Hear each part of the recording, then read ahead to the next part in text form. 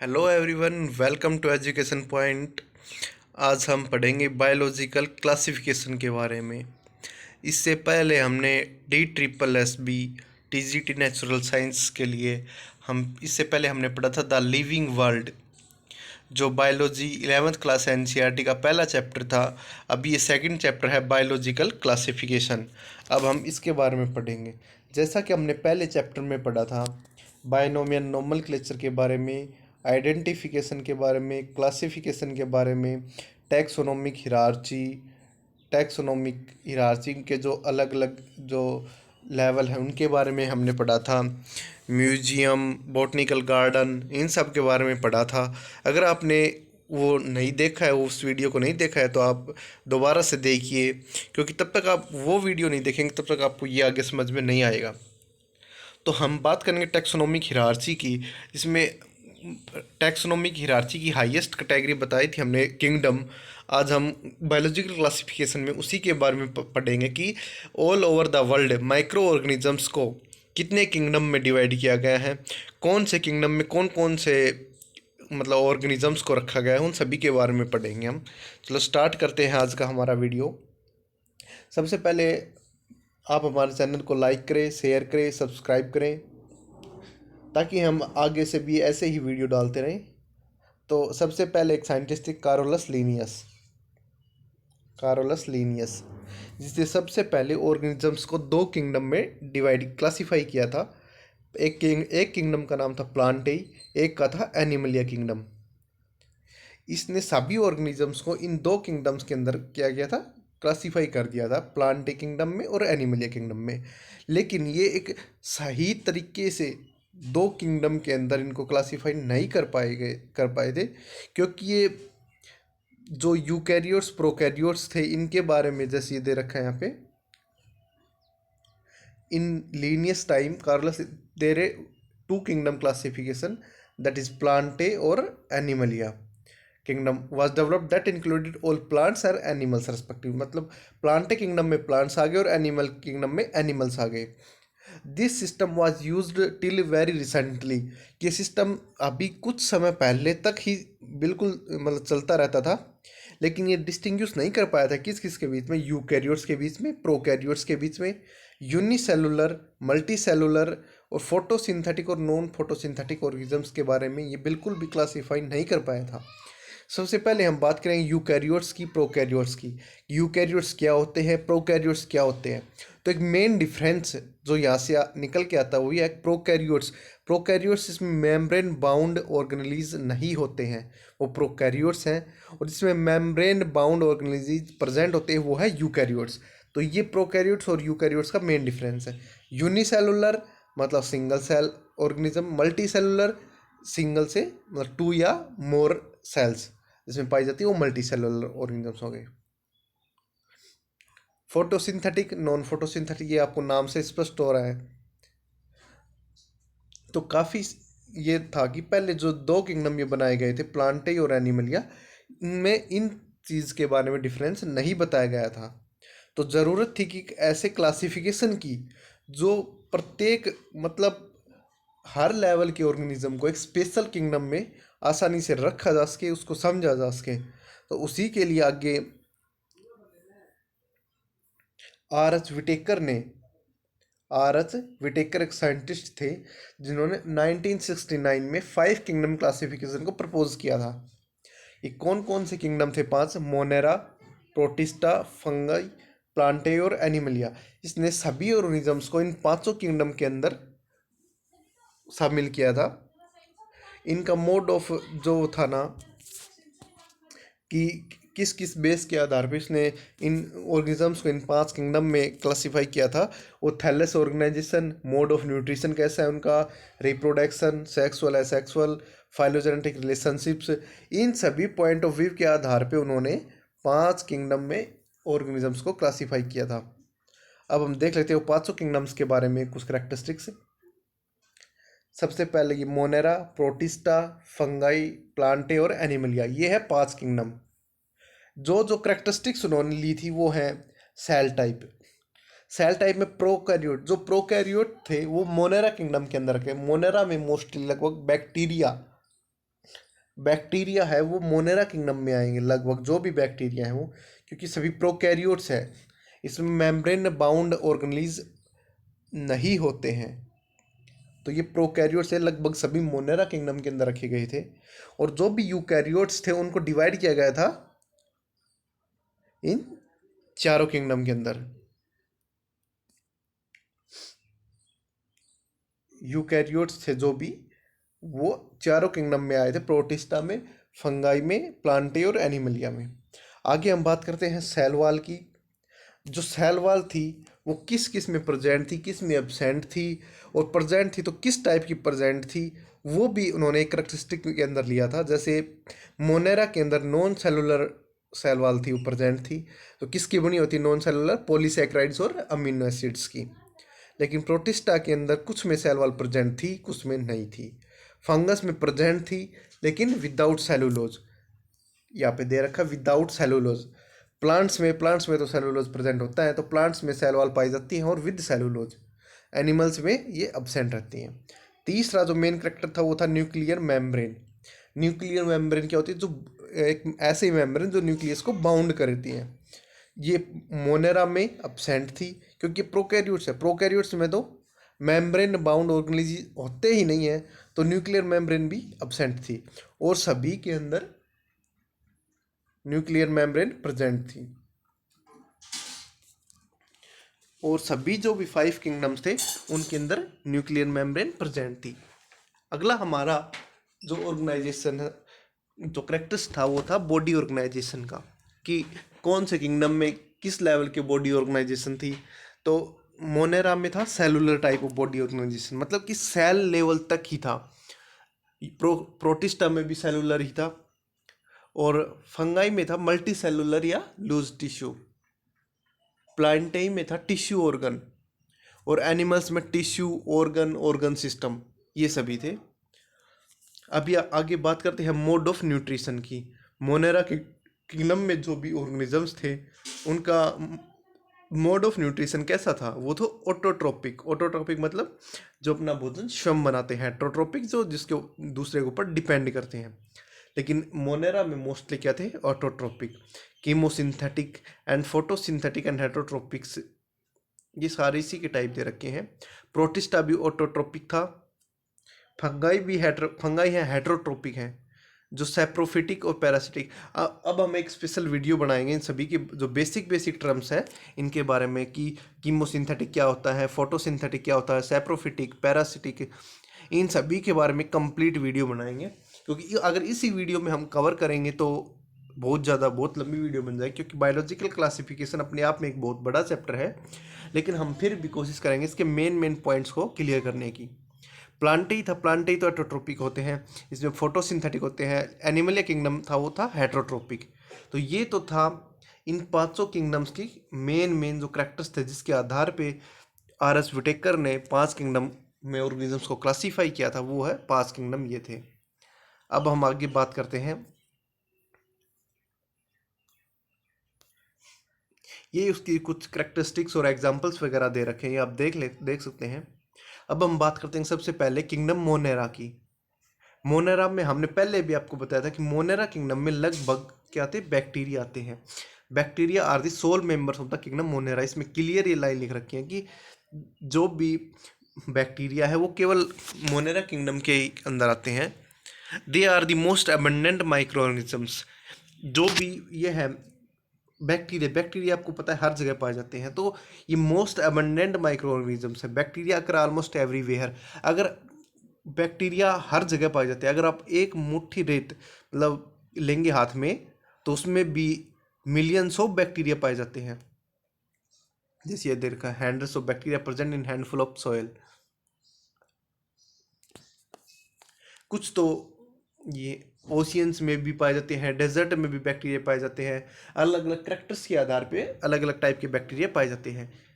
Bacteria को 4 category के अंदर ग्रुप क्लासिफाई किया गया है। कौन शेप के आधार पे, कौन कौन से हैं, the spherical coccus, rod shaped bacillus, comma shaped vibrio and spiral vibrio and spiral spirillum. ये देखिए 4 टाइप के दे दिए। कोकी जो सर्कल की शेप में है, स्फेरिकल डॉट टाइप में, ये है कोकी। और जैसे ये दूसरा ये है विबीरियो, कोमा शेप हो गया। स्पाइरलम स्पाइरल शेप ये हो गया। बेसिल ये हो गया रोड शेप। ये 4 टाइप के बैक्टीरिया बताए गए हैं मोनेरा किंगडम के अंदर। कई बार पूछ लेते हैं इनके बारे में भी, बेसिलस की शेप कैसी होती है, स्पाइरलम के, विबीरियो, इन सभी के बारे में, तो आप ये देख लेना एक बार।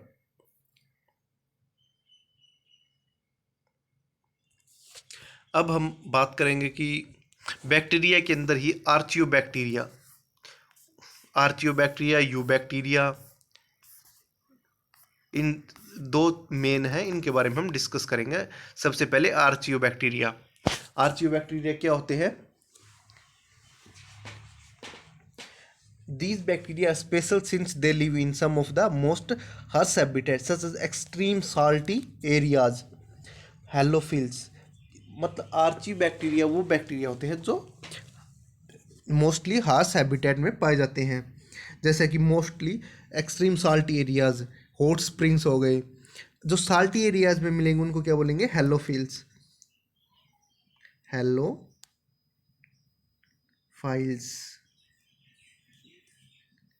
साल्टी एरियाज में जो बैक्टीरिया मिलेंगे उनको बोलेंगे हेलोफाइल्स। बहुत ही इंपॉर्टेंट है कि कई बार पेपर में डायरेक्ट पूछ लिया जाता है हेलोफाइल्स बैक्टीरिया कौन से होते हैं। इसमें 4 जैसे ऑप्शन टाइप क्वेश्चन में 4 इसके पॉइंट बना के दे देगा कि जो साल्टी एरियाज में पाए जाते हैं, या हॉट स्प्रिंग्स में पाए जाते हैं, या मार्सी एरियाज में पाए जाते हैं, या नन ऑफ द अबव ऐसे दे दिया। तो हेलोफाइल्स कौन से होते हैं? जो मोस्टली साल्टी एरियाज में पाए जाते हैं उनको क्या बोलते हैं? हेलोफाइल्स। दूसरा क्या है? दूसरा थर्मो एसिडोफाइल्स। थर्मो एसिडोफाइल्स जो हॉट टेम्परेचर में पाए जाते हैं, मतलब कि हॉट स्प्रिंग से, मतलब कि एक गर्म वेदर इन्वायरमेंट में पाए जाते हैं, उसको बोलते हैं थर्मो। थर्मो जैसे हीट से रिलेटेड है ना थर्मो वर्ड, उसी प्रकार ये है thermo acidophiles. And marshy areas, methanogens हो गए। मिथेनोजेंस आपको पता होगा, मिथेनोजेंस किससे रिलेटेड है? मेनली जैसे गोबर हो गया, अपना जो खाद हो गया, मीथेन गैस इसमें पाई जाती हैं, उसमें मिथेनोजेंस हो गए। Archaebacteria differ from other bacteria in living in a different wall structure and this feature responsible for their survival in extreme conditions। एक तो मेन जो डिफरेंस है वो यही है कि आर्चियोबैक्टीरिया के अंदर एक स्पेशल टाइप की सेल मेम्ब्रेन कह लो, सेल वॉल कह लो, सेल वॉल पाई जाती हैं। सेल वॉल पाई जाती हैं। सेल वॉल नॉन सेलुलर थी ना, ये पॉलीसैकेराइड और अमीनो एसिड्स की बनी हुई, जैसे हमने टेबल में डिस्कस किया था। तो मेन वही जो सेल वॉल है वही एक मेन डिफरेंस इनका, जो इनको जो हार्श हैबिटेट है, मतलब एक्सट्रीम कंडीशंस में इनको सर्वाइव करती हैं। मिथेनोजेंस किस में present are present in the guts of several ruminant animals such as cows, buffaloes and they are responsible for the production of methane या बायोगैस। जैसे हमने पहले भी बताया था इस चीज़ के बारे में कि जैसे गोबर में प्रेजेंट होते हैं मिथेनोजेंस, जो ये बायोगैस वगैरह प्लांट लगाते हैं ना, इनमें भी फिर मीथेन गैस का प्रोडक्शन करते हैं ये। अब हम आगे पढ़ेंगे यू बैक्टीरिया के बारे में। एक मेन क्वेश्चन है यू बैक्टीरिया। यू बैक्टीरिया को और क्या बोलते हैं? True bacteria. True bacteria. You bacteria को हम बोलते हैं ट्रू बैक्टीरिया। हम पढ़ रहे हैं किंगडम मोनेरा। मोनेरा के अंदर हमने सबसे पहले बताया था, मेन हम आपको दोबारा रिवाइज करवाते हैं। किंगडम मोनेरा के अंदर सबसे पहले हमने बताया था 4 टाइप के बैक्टीरिया। कौन कौन सी शेप के आधार पे बताए थे? कोकिस जो स्फेरिकल होते हैं, हम एक बार दिखा भी देते हैं आपको। जैसे ये थे कोकी, स्फेरिकल होते हैं वो। बेसिलस जो रोड शेप होते हैं। स्पाइरलम जो स्पाइरल शेप होते हैं। विबीरियो जो कोमा शेप है। ये 4 टाइप के बैक्टीरिया शेप के आधार पे हमने डिस्कस किए थे किंगडम मोनेरा के अंदर। और किंगडम मोनेरा के अंदर ही हम आगे पढ़ रहे हैं आर्चियोबैक्टीरिया और यू बैक्टीरिया। आर्चियो बैक्टीरिया के बारे में हमने सबसे पहले क्या पढ़ा था कि ये मोस्ट हर्स हैबिटेट में पाए जाते हैं। जैसे हेलोफिल्स हो गए, हेलोफिल्स क्या हो गए, जो साल्टी एरियाज में पाए जाते हैं। दूसरा है थर्मोएसिडोफिल्स, जो हॉट स्प्रिंग्स में पाए जाते हैं। तीसरा हो गया मिथेनोजन्स, जो मार्सी एरियाज में पाए जाते हैं, मतलब कि जो एनिमल्स की गट के अंदर पाए जाते हैं वो हो गए मिथेनोजन्स। तो ये हो गए आर्ची बैक्टीरिया के बारे में। अब हम पढ़ रहे हैं यू बैक्टीरिया के बारे में। यू बैक्टीरिया को हम क्या बोलते हैं, ट्रू बैक्टीरिया। यू बैक्टीरिया को सबसे पहले हम बोलेंगे true bacteria. They are characterised by the presence of a rigid cell wall. इनके अंदर क्या मिलेगी, एक रिजिड मतलब कि हार्ड सेल वॉल पाएगी। And if motile a flagellum, अगर ये मोटाइल बैक्टीरिया होंगे मतलब कि हिलडुल्स कहेंगे, तो इनके अंदर एक फ्लैजिलम, एक मतलब ऐसे तारनुमा फ्लैजिलम मिलेगा, ठीक है, जो इनको मूवमेंट में हेल्प करेगा।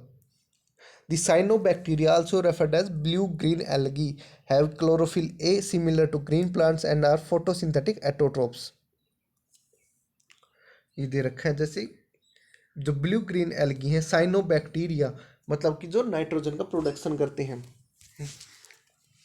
इसको हम क्या बोलेंगे, इसके अंदर कौन क्लोरोफिल ए प्रेजेंट होगा। और ये फोटोसिंथेटिक एटोट्रोप्स है, मतलब कि ये लाइट की हेल्प से अपना भोजन खुद बनाती है।